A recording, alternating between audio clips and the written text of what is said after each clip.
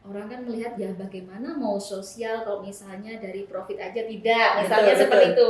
Kira-kira ada nggak ya image-image begitu?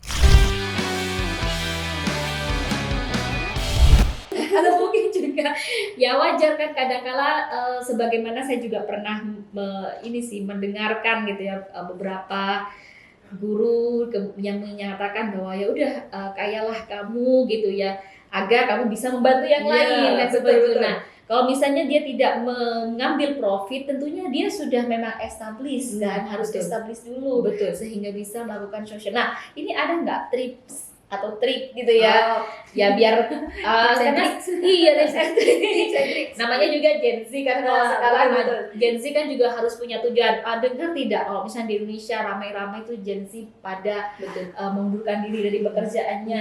Nah, karena barangkali karena kurangnya reward dan sebagainya atau ketidakcocokan di sebuah pekerjaan dan sebagainya, banyak hal gitu ya. Artinya dibandingkan generasi sebelumnya dia lebih muda untuk seperti itu. Gimana kira-kira menurut Fatina kalau dihubungkan dengan social entrepreneur ini? Yalah, kalau kita lihat generation Z ni dia ada unik karakteristik.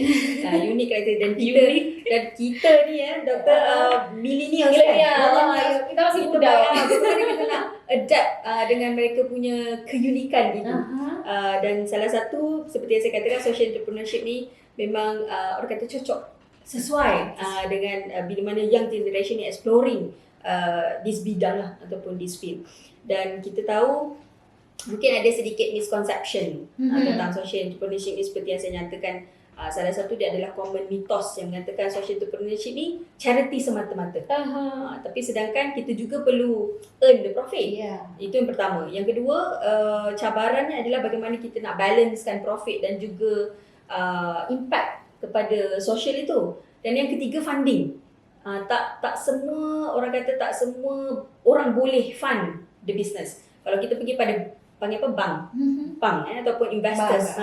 Kalau investors mungkin mereka tidak melihat kepada social impact tu. Mereka melihat kepada ROI semata-mata, return on investment tu. Yes. Pada mereka investors ni mereka melihat kepada nilai duit, berapa banyak mereka boleh dapat daripada investment tersebut. Jadi itu yang mungkin sedikit sebanyak memberi cabaran kepada young generations lah, especially untuk kita menceburi this bidang ataupun explore lebih dalam social entrepreneurship ni. Dan kalau kata tips and tricks tadi saya tidak punya tips and tricks. Tapi saya juga adalah pengusaha kecil-kecilan. Dan mungkin yang generation ni tips and tricks dia adalah jangan tunggulah kalau mereka ada idea. Sebab kita tahu yang generation ni they always comes with the fresh ideas and fresh innovations. So if you have something to do, just do it. Must think big and act fast. Kita kata begitu. Yang penting lakukan gitu ya. Just do it gitu ya. Jangan duduk cakap berangan. Just do it. Nah itu teman-teman kayaknya nih menarik sekali ya ajakannya gitu, motivasinya dari Fatina itu just do it. Jadi nggak usah pakai mikir lah, just do it gitu aja. Fikirlah kita ada approaches ataupun strategies lah.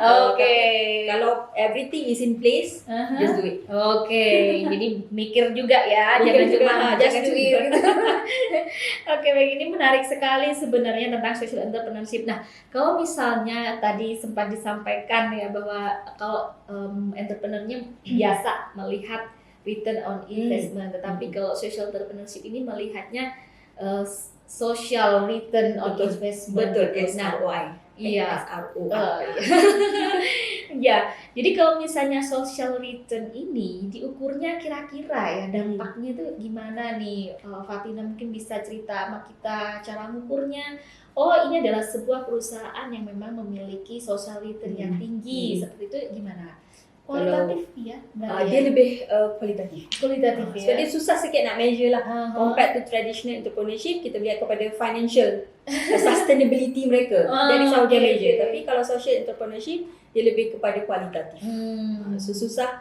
Cuma kita mungkin melihat kepada apa programs ataupun events ataupun what is the recognition yang mereka dapat daripada entrepreneurship mereka itulah.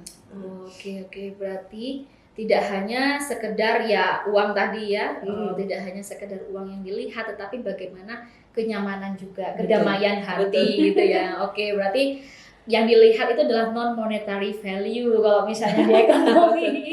Jadi tidak hanya melulu monetary value, monetary value. Monetary Value ya. Oke. Oke. Nah, ini udah beberapa menit lagi, insya Allah. Kira-kira ada ini enggak kepada masyarakat ya, khususnya di Indonesia, tadi sempat juga mengidentifikasi atau meneliti tentang Gojek ya di Indonesia. Nah, ada pesan yang ingin disampaikan barangkali kepada ya pengguna Gojek atau mereka yang entrepreneur Gojeknya sendiri. Kan ada, kita punya GoFood kan, GoFood ya untuk makanan, dia bisa delivery kan order. Kemudian Gokar ya, macam mobil, iya semacam Grab car, Grab car. jadi Gokar. Lalu kita juga punya Gojek ya, pakai sepeda motor gitu, motorcycle seperti itu. Nah, kira-kira apa ya untuk mereka, karena memang di Indonesia nih makin lama mereka yang usaha di Gojek itu semakin banyak. Gitu. Jadi kompetitif di situlah. Iya. Nah, yang dulunya memang kalau pernah sih juga interview gitu ya beberapa driver Gokar. Pendapatan sekarang tidak sebanyak yang dulu karena terlalu terlalu ramai bersaing. Kayak pasar jadinya kan pasar sempurna ya, mudah exit entry gitu kan. Oke.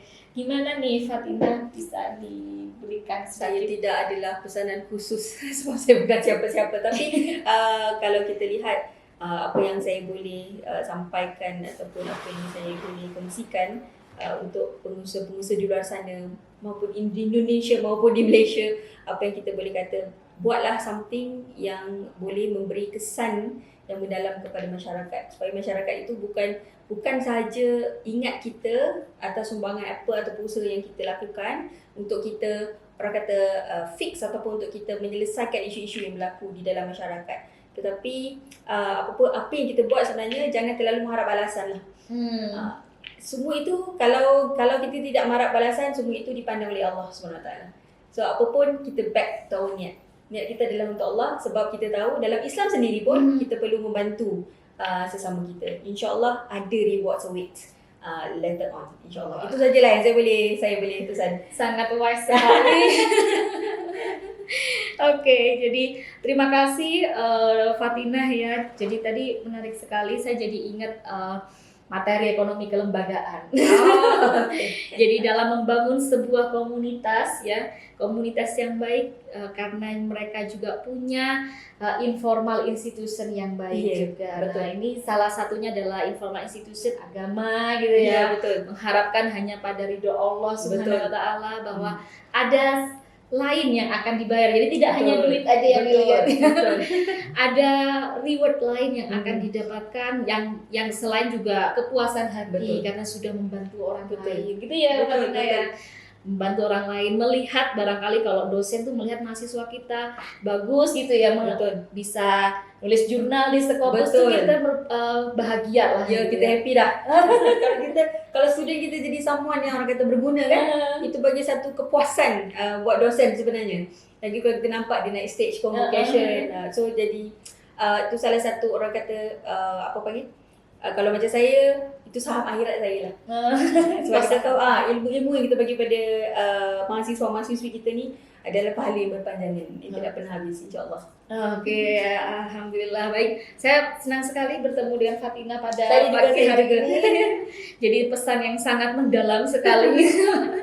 Jadi ingat pada reward Allah gitu ya. Kita tidak hanya hidup di dunia saja, tetapi kita juga ada kehidupan akhirat itu lebih panjang dibandingkan kehidupan di dunia. Betul. Dan kebahagiaan hati itulah yang kita ingin capai daripada hanya sekedar barang gitu ya dan jasa duniawi. Iya benar, duniawi. Oke, baik, terima kasih Fatina. Terima kasih Semoga juga bertemu kembali, insyaallah. Jangan lupa coba Gojek. Boleh. Kita akan coba. GoFood atau Gokar diantar ke jalan-jalan. Baik, insyaallah. Mungkin kita perlu extend the stay. Mungkin ataupun next time insyaAllah. Kita mungkin ada banyak lagi kolaboratif bersama. insyaallah. Oh iya, amin. Ya, Amin. insyaallah untuk ke depan akan ada kolaborasi selanjutnya antara UCMI dan Universitas Negeri Malang. Oke, assalamualaikum warahmatullahi wabarakatuh. Salam Orkes, obrolan ekonomi dalam podcast. Bye.